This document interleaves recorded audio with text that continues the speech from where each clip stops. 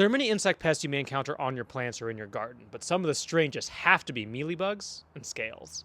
Both mealybugs and scales are tiny insects that plug into plants and feed on sap. They're pretty similar to aphids, but unlike aphids, mature mealybugs and scales become immobile, sometimes even losing their legs, and generally spend the rest of their lives sitting in one spot, feeding on their host plant. While they don't look much like insects we're used to, mealybugs and scales are pretty easy to identify once you know what to look for.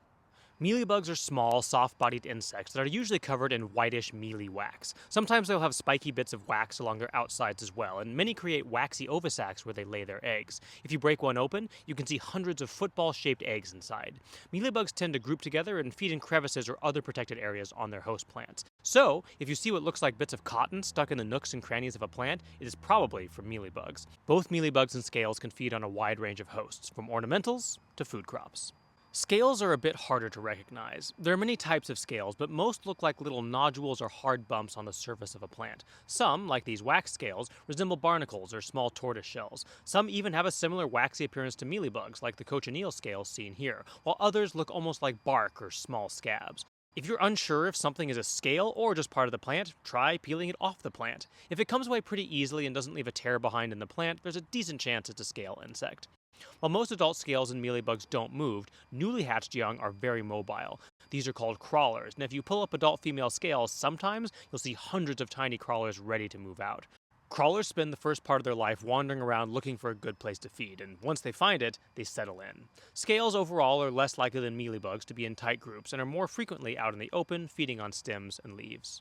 Scales and mealybugs are often hard to spot unless there's already quite a few of them, so one of the best early indicators is to look for trails of ants visiting a plant.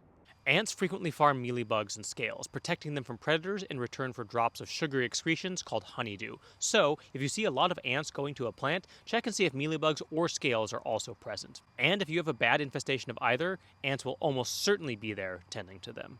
Note there are some scales called hard scales which don't produce honeydew, and as a consequence are sometimes even harder to spot.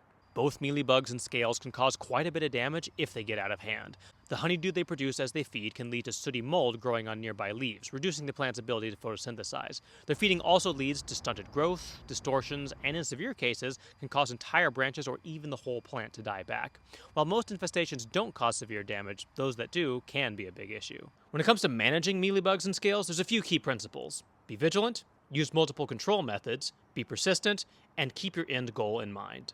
First, vigilance. Because they are hard to spot, populations can build up quickly if you aren't paying attention. Check your plants regularly and remember that young mealybugs and scales are very small, so get close when you take a look.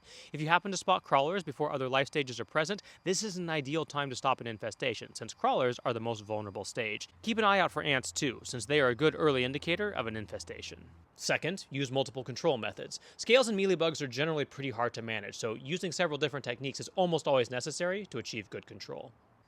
If it's feasible, scraping them off by hand or pruning away heavily infested sections is a great start. This will expose many crawlers and other more vulnerable life stages. Next, consider blasting crawlers and other life stages off with water, which can further reduce their numbers. This usually works much better with mealybugs than it does with scales, which tend to hold on a bit tighter. Finally, apply insecticidal soap or horticultural oil, which smothers the scales or mealybugs. Other pesticides, like those containing pyrethrins, can also work, but they are more likely to harm predators and parasitoids that normally help keep scale and mealybug numbers in check. So, better to stick with insecticidal soaps and oils. On that subject, it's also a good idea to manage ants, since ants protect scales and mealybugs from predators and parasitoids. Parasitoids, like the tiny wasp you see wandering around here, can significantly reduce scale and mealybug populations. They lay their eggs inside the pests, leaving hollow shells with an exit hole behind when the adult wasps emerge, as you can see here. Other beneficial insects include mealybug destroyers, whose larvae are voracious predators of mealybugs and some scales, and look a lot like giant mealybugs themselves. Putting out ant baits to keep ant numbers down will also keep mealybug and scale populations lower by allowing predators and parasitoids to do their job. Third, be persistent. Keep checking your plants and scrape scales off again, blast mealybugs with water, and reapply insecticidal soap or oil regularly to knock back an infestation. These pests are hard to manage once they really get going, so keeping on top of them and repeating treatment is often necessary for bad infestations. Finally, keep your end goal in mind. Remember, plants can often tolerate pretty high numbers of mealybugs or scales and still do just fine. So, if your plants aren't dying back, it's often okay to just leave scales and mealybugs be. Especially if you have predators and parasitoids around, infestations will often run their course without causing major problems. As with everything in pest management, you should only take the time to control these pests if you really need to. All these same principles also apply to commercial growers and producers as well. But be extra vigilant because scales and mealybugs tend to thrive in environments where insecticides are frequently used and all their natural enemies have already been killed off.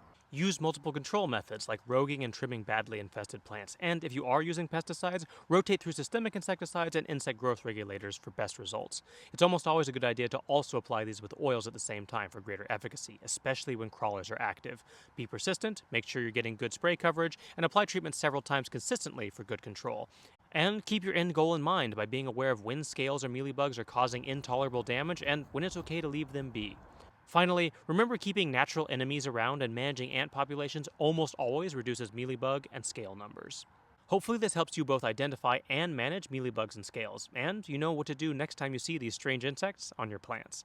If you'd like to learn more, check out the UCIPM pages on scales and mealybugs, linked in the description.